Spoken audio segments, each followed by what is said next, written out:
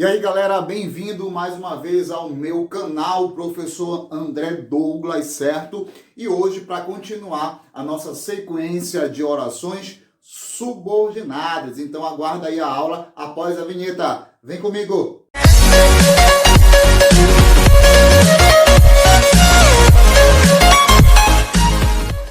Ei, a gente já fez aulas aí sobre período simples, período composto, falamos de orações coordenadas e a gente entrou na aula passada, certo? No vídeo da semana passada, em orações subordinadas, certo? A gente teve uma visão geral. Hoje a gente começa a falar das orações chamadas subordinadas substantivas, porém, essa aula é só para falar de um tipo, porque ela é muito importante. A oração que tem o valor de sujeito, certo? Então, vamos justificar esse assunto tanto para você que vai fazer concurso público, tanto para você que vai fazer a prova do Enem no quesito da redação, tá? Esse assunto cai certamente em qualquer concurso público, que é o período composto.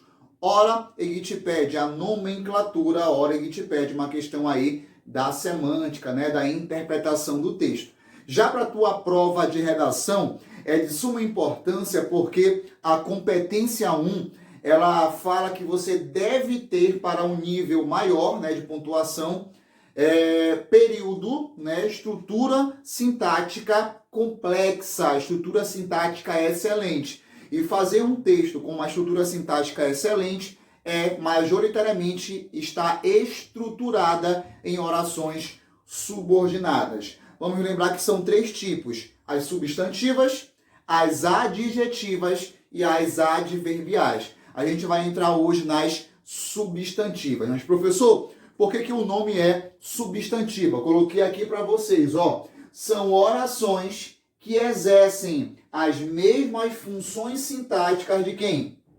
De um substantivo. Pronto. As funções sintáticas que um substantivo exerce em um período, né, em uma oração, essas orações elas vão também exercer. Por que oração? Vamos lembrar, porque tem verbo. Por que subordinada? Porque são dependentes. Por que substantivas? Porque vão ter o mesmo papel de substantivo. Certo? Então, essa é a ideia. Galera, a oração substantiva, que chamamos de subjetiva, olha lá, subjetiva vem de sujeito. Então, são as orações que têm o mesmo valor de sujeito.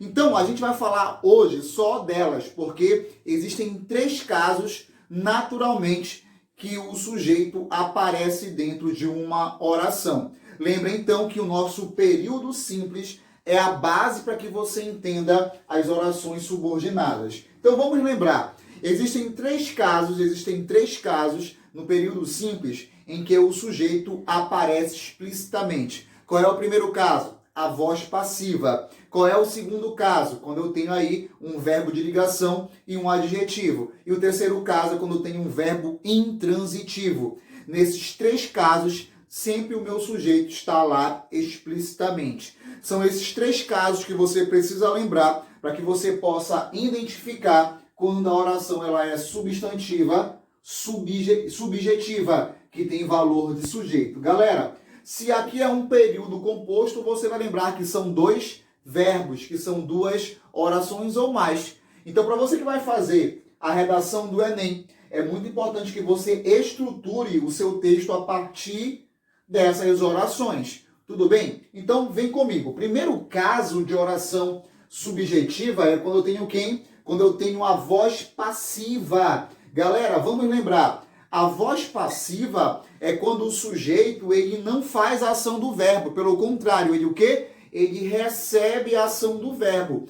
Nós temos dois tipos de voz passiva, chamada tecnicamente de voz passiva sintética, ou também pronominal, e a voz passiva analítica, que você está mais acostumada a ver, que seria a casa foi comprada pelo meu pai, né? Casa recebe a ação de ser comprada pelo agente da passiva que está lá no fim da oração. A gente chama isso de voz passiva analítica. Mas para cá, não é dela que se trata, e sim da sintética. Rapidamente, lê esse exemplo comigo, ó.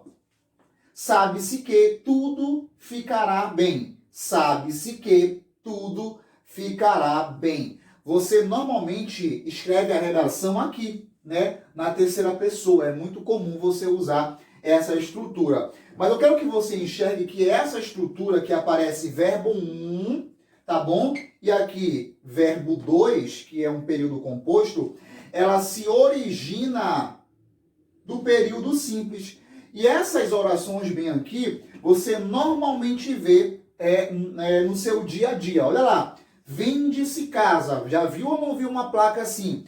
Vende-se casa, a gente não sabe, mas a tia Norminha, a gramática, diz que isso aqui é uma voz passiva. Vem para cá.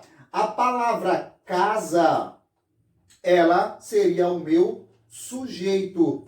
Agora a palavra casa, que é o sujeito da oração, ela não se compra, né? Ela não se vende. Pelo contrário, a casa é vendida. A casa é vendida, por isso voz passiva. Daí então, galera, que olha para cá. Se eu coloco a palavra casa no plural, automaticamente também esse verbo vai para o plural, porque é concordância verbal básica, né?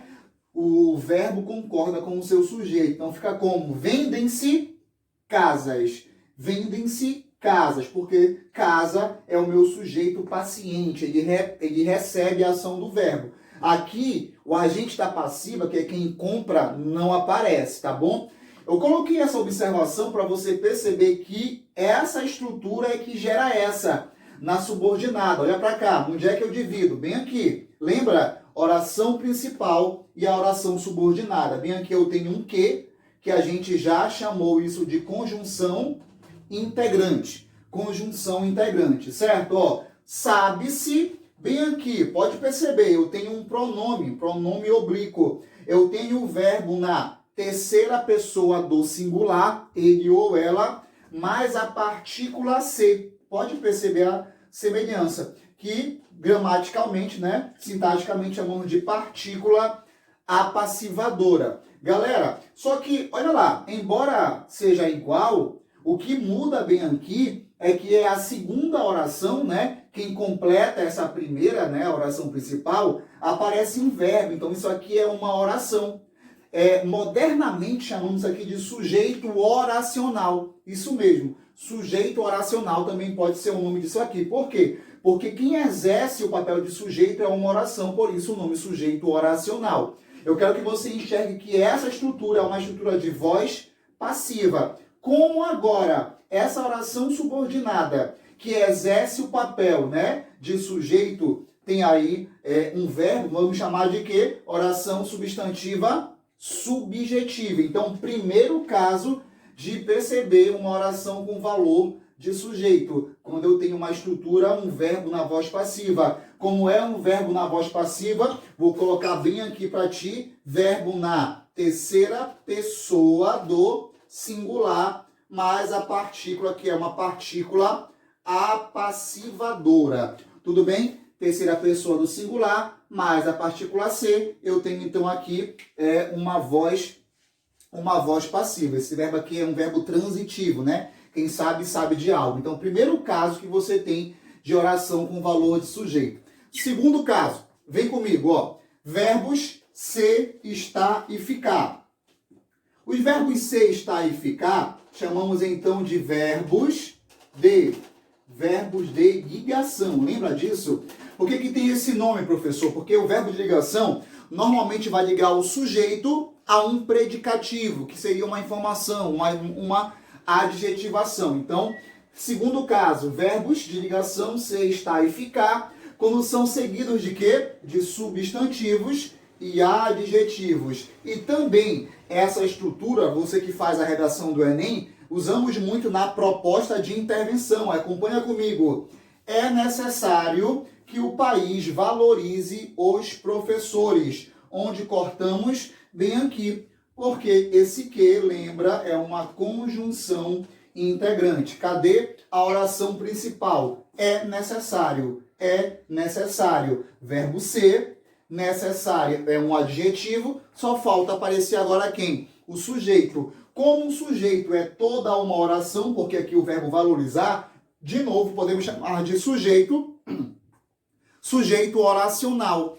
Galera, olha lá, olha a estrutura. Verbo ser, seguido de adjetivo. Logo depois aparece o sujeito. Como o sujeito é uma oração, chamamos de sujeito oracional. Segunda estrutura onde a gente tem oração subjetiva que tem o valor de sujeito. E o terceiro caso e último para esse tipo de oração subordinada é quando eu tenho verbos intransitivos. Professor, o que são verbos intransitivos? São verbos que não precisam de complemento. Eles têm semântica, eles têm sentidos próprios. Então, se não precisa de complemento, só preciso de um sujeito.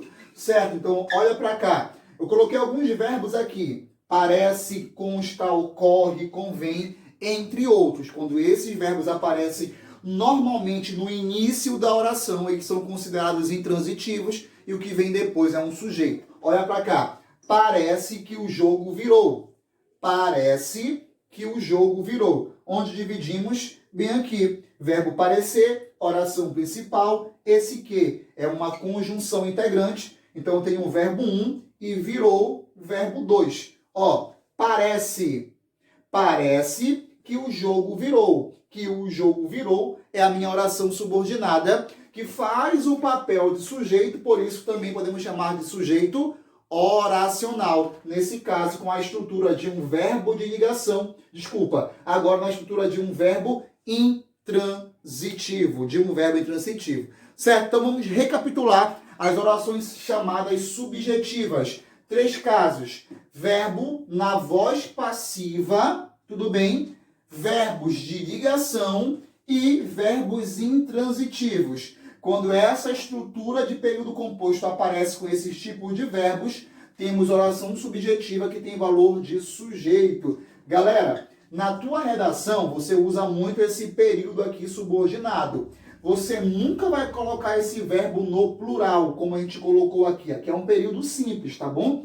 Aqui é um período composto. Por que você não pode, por exemplo, colocar sabem-se que tudo ficará bem? Não pode ir para o plural, porque se o sujeito é um verbo, se o sujeito é oracional, o verbo nunca vai para o plural. Ele fica sempre na terceira pessoa do singular. Certo? Nesse caso aqui, não. Esse caso aqui é um período simples. Então, se casas, que é sujeito, vai para o plural, o verbo também acompanha.